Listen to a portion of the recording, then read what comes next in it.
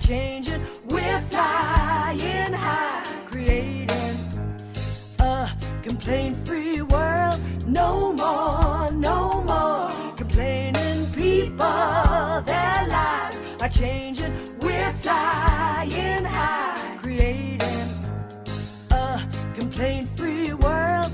No more, no more. Leave, change, and accept. Leave, change, and accept. There has become this party, so many party games where you give people, excuse me, three options, and they'll select a person and they'll, I think, marry, kill, and have an affair with is one. I cleaned that one up.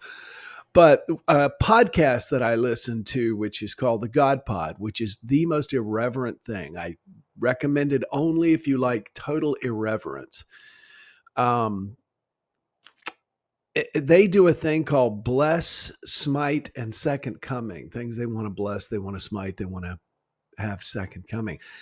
And what I want to talk about is that when we have a situation, when we have an experience, when something's going on in our life, we have three options.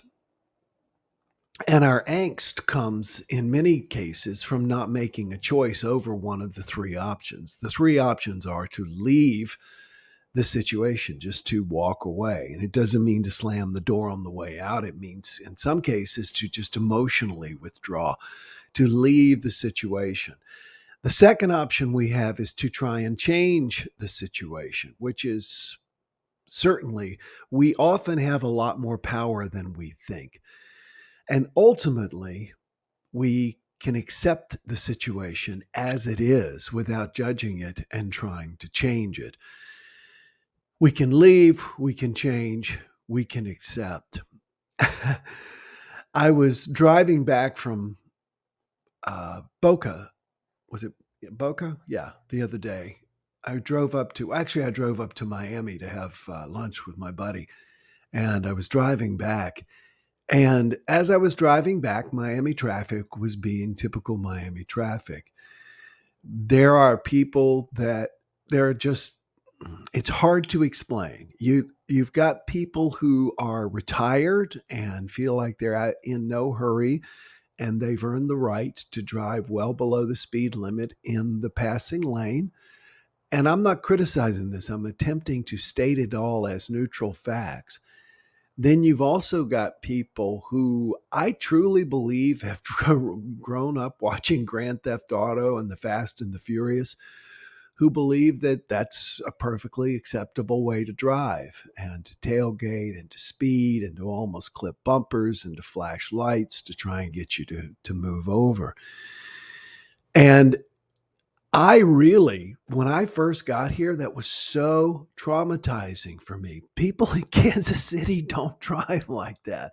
You get your occasional person, but for the most part, people are fairly decent and accommodating drivers and not very aggressive, more defensive. Here, far more aggressive, either passive aggressive or actually aggressive. And I really, when I moved down here, I thought, I need to leave. I'm going to go through these. I need to leave. I need to go somewhere else. I need to live somewhere else. I can't live here. This is just too stressful to drive up to the mainland and deal with this kind of driver. So there was a part of me that really thought, wow, I need to leave. And then there was a part of me that also thought, okay, maybe I can change. This is where you get in trouble. Change the other driver. Okay. How well do you think that worked? I was crossing the 16-mile bridge from the mainland, from Florida City over here to the first rock south of Miami, Key Largo. And it's a two-laner.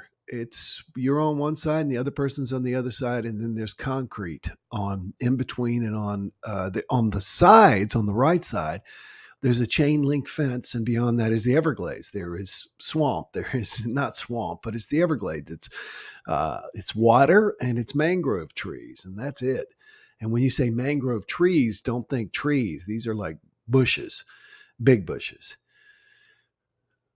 So after being very, very stressed and thinking about, I literally can't live here. And this was part of the problem. I let it build up and fester. There was a guy, we are in a 1 lane road, 2 lane, right? But by that, I mean, we had 1 lane, the oncoming traffic had 1 lane. And I tapped my brakes because this guy was tailgating me, trying to get me to speed, and there was no place to go. There was a car right in front of me. There was absolutely no place to go.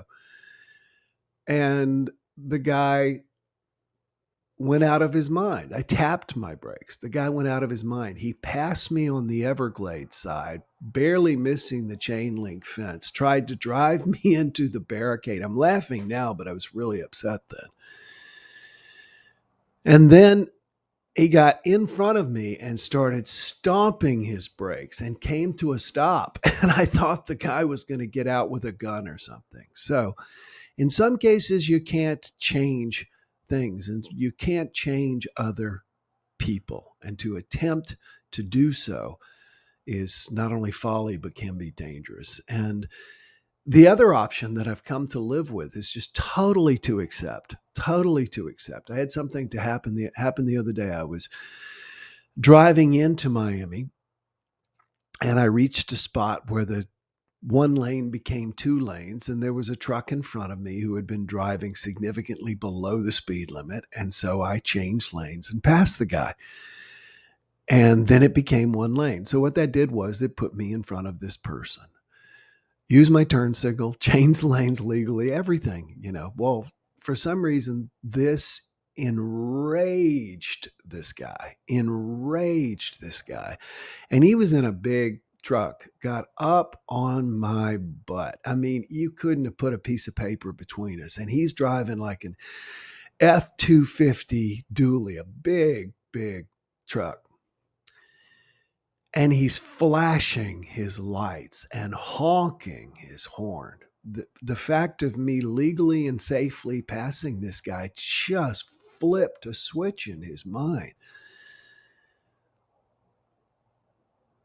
And in that moment, I thought of all my various options and all the things I had attempted, which had not worked. And in that moment, I just totally accepted. I was on the phone with my daughter and was describing to her what was happening. And she said, "What are you going to do?" And I said, "Nothing. I've got my cruise control set. There's a safe distance between me and the car ahead of me. Unless he intends to hit me from behind, he can threaten me all he wants. And I can't let it upset me because that's exactly what he wants. He wants to upset me. And so I'm just going to accept his rage because it's actually not impacting me." Luckily, it didn't impact me, but he seemed like he was on the verge of that. So our options are leave, change, and accept. And I would like to put those in an opposite order. First and foremost, we need to accept the way things are. We need to accept the way we are. We need to accept situations as they are, because when we rail against them, that's when we get ourselves into trouble. When we insist that things must be different, we're living in non-reality. And we're also putting energy into something that we don't want, which invites it to stay around. So we accept the way things are. We simply accept them. Then we do what we can to change the situation by changing ourselves. In most cases, if we could just change how we communicate about the situation in our own head, we would change the situation. By being a different presence in the situation, we would have a different experience. Finally, and if we've tried accepting first and attempting to change ourselves, then we leave, then we withdraw, then we move away, then we go somewhere else. Many people struggle with fight or flight. I was raised by a fighter, my father, And that is my natural thing when under stress is anger and rage. That's the way I used to be as well. One of my ex-wives, I won't name who, that way it doesn't narrow it down, was very much a flight person. Any sort of a disagreement, and she was literally out of the room, if not out of the house. Leaving is certainly an option. And it's a good option if you're in the middle of a heated discussion. Just stopping, taking a step back, no issue with that. But before we just go leaving a situation, have we accepted it? Have we done our best to change it? And by that, I mean changing ourselves and changing our perspective. And then we may choose the option of leaving it.